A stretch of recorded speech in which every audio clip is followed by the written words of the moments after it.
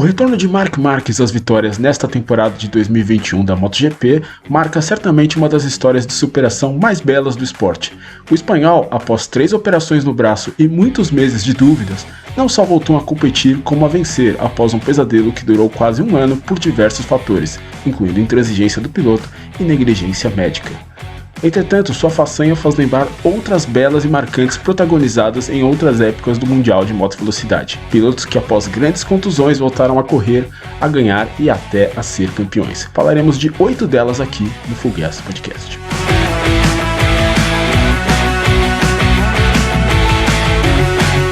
Depois de se sagrar até então o mais jovem campeão da história das 500 cilindradas em 1983, aos 21 anos de idade, um recorde batido por Marc Marquez em 2013 aos 20, Fred Spencer teve uma temporada pra lá de complicada em 1984.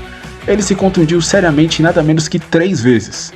A primeira foi logo depois de cravar a pole para a etapa inaugural da temporada, na África do Sul. Depois de conseguir uma volta com 1.7 de frente para o concorrente mais próximo, ele caiu, quebrou seu pé esquerdo e danificou os ligamentos do direito, sendo assim vetado para a corrida. Spencer voltou e venceu na segunda prova da temporada, em Misano, mas também perdeu a terceira corrida do Mundial, em Jarama, na Espanha, devido a mais uma contusão. Desta vez quebrando os 2 pés no antigo troféu transatlântico, evento anual para pilotos da Inglaterra e dos Estados Unidos. Mesmo com os 2 contratempos, ele retornou e ganhou 4 das 6 corridas seguintes, antes de mais uma vez sofrer com uma contusão. Ele acabou quebrando a clavícula durante um treino para uma corrida no Campeonato Norte-Americano de Moto Velocidade, em Laguna Seca. Spencer ficou fora das 3 últimas etapas e mesmo assim terminou a temporada com mais vitórias que o campeão, Ed Lawson. 5-4. No ano seguinte, a grande consagração. Fast Freddy, como era conhecido, foi o campeão das 500 cilindradas e das 250, se tornando o último de 5 pilotos na história a conquistar o título da categoria principal e também da próxima categoria abaixo no mesmo ano. Ele ganhou simplesmente 14 provas em 21 corridas, algo extraordinário quando botamos em perspectiva que em 4 ocasiões ele triunfou em GPs no mesmo dia.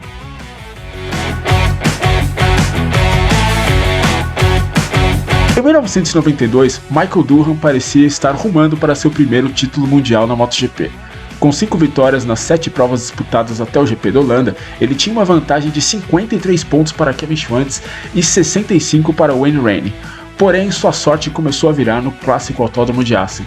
Devido à presença de óleo na curva 1 durante uma volta rápida nos treinos, Mick perdeu o controle de sua Honda e acabou sofrendo um forte acidente, no qual teve uma fratura dupla na perna direita. O infortúnio foi só o início de uma recuperação dramática após um erro hospitalar. Preocupado em voltar rápido, Durham aceitou ser operado no mesmo dia em um hospital próximo à pista. Em entrevistas, o australiano diz ter pedido na época pelo melhor cirurgião ortopédico da Holanda, mas um médico local teria lhe dito, abre aspas, "Fomos todos para a mesma universidade, então somos tão bons quanto qualquer um de nós." Te inspira confiança? Não, né? Mas o australiano, preocupado em ser campeão, resolveu realizar o procedimento assim mesmo. Um dia depois da cirurgia, Durham teve um princípio de gangrena na perna e parou de sentir os dedos do pé. Uma nova operação foi feita, na qual Durham teve cortada boa parte da panturrilha e um segmento da região superior do tecido do pé. Horas depois, o drama chegou ao ponto de Mick sentir o cheiro de carne estragada da própria perna. Ele ainda ouviu que, se sua situação não melhorasse em 24 horas, ele teria amputada. Entretanto, o australiano teve um anjo da guarda em todo o processo, o Dr. Cláudio Costa. Vendo os absurdos pelo qual o piloto passava, o experiente médico italiano que viajava acompanhando o Mundial na época, sequestrou, entre aspas, Durham do hospital no mesmo dia e o levou para sua clínica em Bolonha. Sem sinal de melhora na perna direita, que continuava escura após alguns dias, Costa teve a ideia que salvou a carreira do australiano: costurar suas 2 pernas juntas para que o fluxo de sangue da perna esquerda mantivesse a direita viva. A tentativa foi um sucesso. Ele teve as pernas separadas após 2 semanas e milagrosamente voltou a correr 8 semanas após o acidente, no GP do Brasil em Interlagos, penúltima prova do ano. Obviamente, a condição de Durham não era boa. Ele relata que pouco sentia a perna e mal conseguia andar pela falta de músculos. Note só a diferença do tamanho entre as 2 pernas do australiano. Isso acabou fazendo com que ele perdesse o Mundial para Rainey por apenas 4 pontos na África do Sul. E, com a perna infeccionada, sua recuperação durou praticamente a temporada de 1993 inteira. Inclusive, devido ao problema, Durham pediu à Honda para que realocasse o acionamento do freio traseiro, presente na pedaleira direita, para uma alavanca no manete esquerdo. Sob rumores de que pudesse ser substituído por Ed Lawson, ele venceu sua primeira corrida após o acidente em agosto de 1993 em Mugello. 13 meses depois do acidente, em meio a muitas dificuldades de performance. Ele ainda quebraria o ombro em uma queda no GP dos Estados Unidos no fim da temporada, mas se recuperaria bem para 1994, ano que marcou sua consagração. Ele conquistou o primeiro de seus 5 títulos mundiais, vencendo 9 das 14 provas. Nada mal.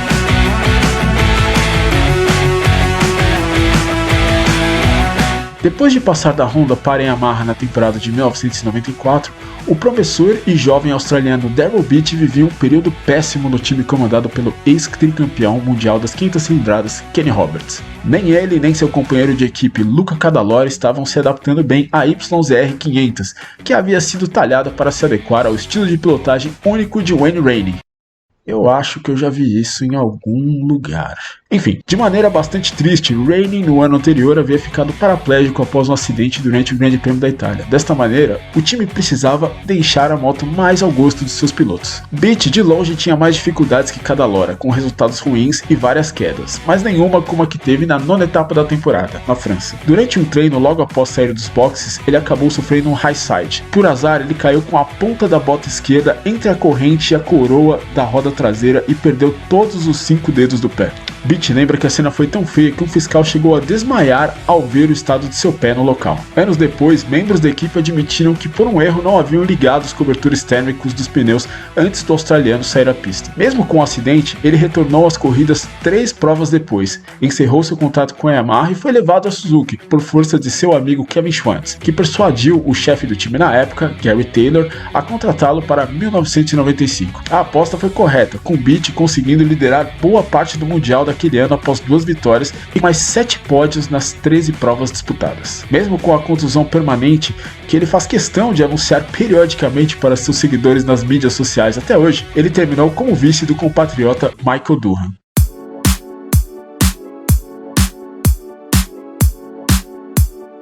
Primeiro espanhol a ser campeão da MotoGP, na época 500 cilindradas, Alex Crivier por muito pouco não viu sua carreira terminando após um acidente durante os treinos para o GP da Holanda de 1997. O espanhol perdeu o controle de sua Honda em um ponto de alta velocidade do antigo circuito de Assen e caiu com a mão esquerda embaixo da moto, que continuou ralando no asfalto. Sua luva acabou desintegrando e, além de perder pele, o espanhol sofreu danos em tendões, nos ossos do pulso e quase perdeu o polegar. Uma cirurgia emergencial de 2 horas no mesmo dia foi feita para reparar sua pele por meio de enxertos. No dia seguinte, ele voltou a ser operado após ser transferido para Barcelona. Foi o início de uma recuperação longa. Crivier ficou 4 corridas fora e conviveu com o risco de perder o polegar e ter que parar de correr. Porém, no fim tudo deu certo e ele voltou a até mesmo vencer antes do fim daquela temporada, no GP da Austrália, última prova do ano. 2 anos depois, ele conquistaria o primeiro título espanhol da categoria principal, no saudoso autódromo de Jacarepaguá, após 6 vitórias naquela temporada.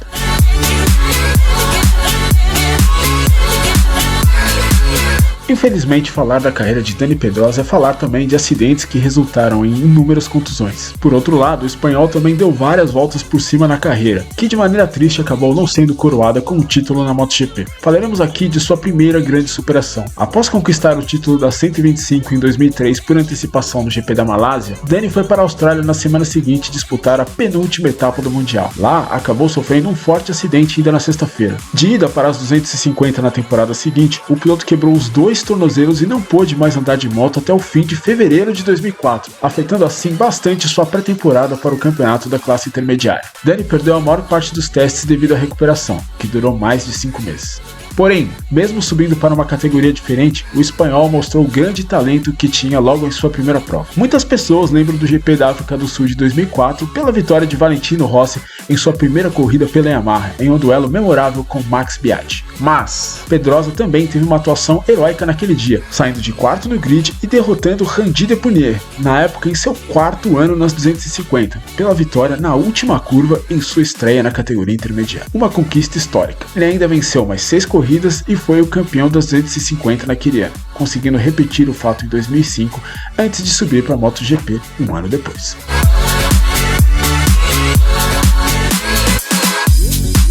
Campeão em 2007 e vice em 2008, Casey Stoner rumava para mais uma temporada brigando pelo título da MotoGP em 2009. Só que um problema físico misterioso começou a afetar suas atuações a partir da metade da temporada. O australiano terminava as provas pálido e aparentando fraqueza visível. Entendendo não ser um problema natural, ele resolveu procurar ajuda médica. Primeiramente, ele teve constatada anemia e gastrite em exames feitos nos Estados Unidos. Assustado, ele decidiu parar de correr por pelo menos 3 GPs, ligando a luz de alerta em sua equipe Ducati. Em uma segunda avaliação, o real problema acabou sendo descoberto: intolerância à lactose. Stoner se tratou por 2 meses e conseguiu retornar à velha forma, vencendo 2 provas antes do fim daquele ano. Entretanto, chateado com a falta de apoio da Ducati no momento de incerteza, o australiano se desgastou com a chefia da fabricante. Stoner relata que a escuderia teria ido ao mercado procurar pilotos para substituí-lo durante sua recuperação. Ele saiu da Ducati no fim de 2010 e em 2011 venceu 10 das 17 provas disputadas, garantindo seu bicampeonato na MotoGP.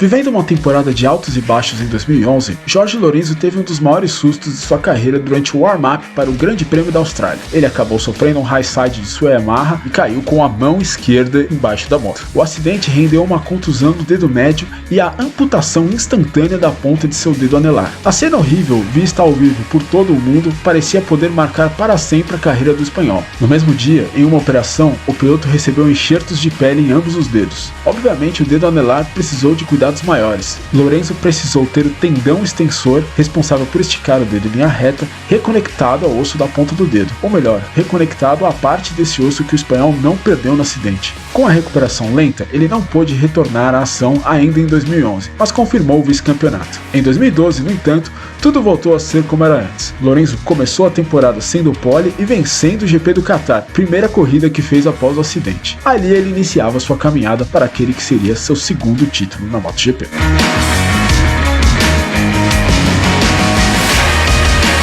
Nada mais poético que uma lista motivada por Marc Marquez terminar com o próprio Marc Marquez. Em 2011, o espanhol chegou às 2 últimas etapas da Moto2 a 3 pontos do líder Stefan Bradl, tendo vencido 7 provas contra apenas 4 do alemão. O momento era do espanhol, no entanto, um acidente durante o primeiro treino livre do GP da Malásia por pouco não encerrou sua carreira prematuramente. Depois de passar por uma pequena poça d'água mal sinalizada na curva 10 da pista de Sepang, Marquez sofreu um violento acidente, no qual lesionou o 4º nervo craniano do olho direito, o levando a uma paralisia. Traduzindo, o espanhol passou a enxergar dobrado e não conseguia mais pilotar de maneira segura. Marc perdeu o título para Bradl em decorrência do acidente. Entretanto, iniciava ali uma caminhada que duraria 5 meses de tratamento. Os especialistas divergiam quanto à recuperação do espanhol, com alguns dando incerteza de seu restabelecimento e outros receosos de que o 93 jamais pudesse correr novamente. No fim, uma cirurgia pôde corrigir o problema e Marquez pôde competir normalmente na temporada de 2012 da Moto2. Já na primeira corrida, ele mostrou que o susto não havia lhe tirado velocidade, vencendo no Qatar após uma épica disputa com Thomas Lüthi e Andrea Iannone até a última volta. O ano terminou com o título e aquela que é tida por muitos como a melhor atuação de Marc, quando saiu em último em Valência, no molhado, e venceu a prova após passar todos os concorrentes. Curtiu o vídeo? Se sim, ajude a divulgar o Fugueiras Podcast apertando o like e se inscrevendo para mais conteúdos como este. Obrigado e até a próxima.